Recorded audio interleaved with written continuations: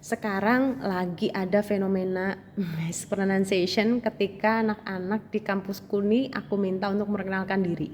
Apalagi dalam bentuk formal ya, karena kebetulan ada satu sesi pembelajaran di mana aku ngajarin teman-teman semuanya gimana caranya menghadapi interview in English in a formal way, especially because mereka akan dipersiapkan untuk mengikuti interview pada saat job application matter seperti itu. Nah, ketika memperkenalkan diri, ada kalanya teman-teman aku minta untuk memperkenalkan diri dengan nama panjangnya di awal, kemudian dilanjutkan memperkenalkan nama panggilannya atau nama pendeknya.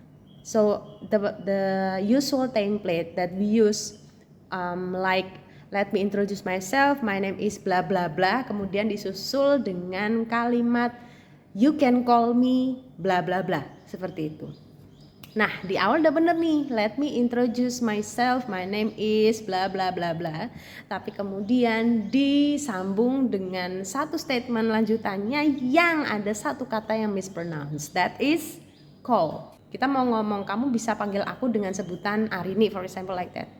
Kalau misalnya dipisah nih dari kalimat you can call me, mungkin call aja teman-teman pasti bisa tanpa sadar ya. Kalian pasti ngomongnya juga call. Tapi di saat sudah dijadiin satu kalimat nih, you can call me, nah pada meleset tuh. Melesetnya jadi apa? You can call me. Nih paling sering kejadian, you can call me. What's wrong with you guys?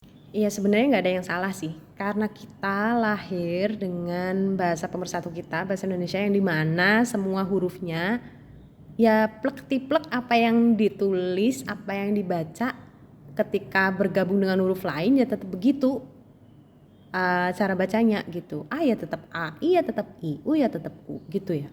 Kecuali bank ya, harusnya BANK cara bacanya banek. Potong. Oke, skip. Nah, gimana terusan ketika kita yang terbiasa dimudahkan dengan segala hal dari bahasa Indonesia kita ini harus ketemu sama bahasa Inggris yang cara baca hurufnya itu sometimes surprising gitu, nggak sesuai dengan apa yang dibaca ketika si huruf itu berdiri sendiri. Nah, ketika ngelebur sama huruf yang lain bisa aja berubah nih, jauh dari prediksi. That's it, that's English. For your information, huruf A sendiri dalam bahasa Inggris, walaupun cara ngomongnya ya sebagai huruf yang berdiri sendiri itu A, tapi realitinya dia akan ada lebih dari satu cara pengucapannya, tergantung apa yang mendahuluinya maupun apa yang mengikutinya. Nggak kayak A di bahasa Indonesia nih, kita mau ngomong A di depan, contoh apa, Arini for example like that, kemudian A di tengah, misal contohnya mandi gitu ya, tetap A, ataupun A di belakang, Mirna gitu, A tetap dibaca A, mau itu di depan, tengah maupun di belakang. Bahasa Inggris beda. Contoh paling gampang tadi nih, kata call yang artinya memanggil, menyebut, menyeru gitu ya. Walaupun di awal huruf ketika berdiri sendiri akan dibaca E, tapi dalam kata call A di sini akan berubah menjadi O. Terus nih contoh kata yang sesuai sama pengucapan A itu sendiri ketika menjadi huruf yang berdiri sendiri adalah contoh membuat nih, bahasa Inggrisnya make ya. Huruf A sendiri akan tetap dibaca sebagai EI seperti halnya dia ketika berdiri sendiri, make, seperti itu. Nah, tapi beda lagi nih ketika kalian ketemu sama bahasa Inggrisnya mobil.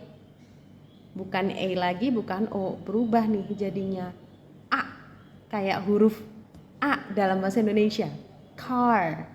Contoh lain tuh batang nih, misal contohnya bahasa Inggrisnya adalah bar. Sama nih, A yang dibaca A dalam bahasa Inggris di beberapa kata itu tadi. So, apa hikmah dari semuanya? Nah, terutama nih untuk mahasiswa-mahasiswaku, jangan malu, jangan ragu, jangan males untuk selalu ngecek yang namanya pronunciation di internet ataupun di kamus kalian yang di-equip atau lengkapi dengan cara melafalkan kata-kata yang sedang kalian pelajari. Jangan kemudian kalian berusaha menjadi peramal ya, yang kemudian pada akhirnya bisa mengurangi nilai kalian. So, good luck with that.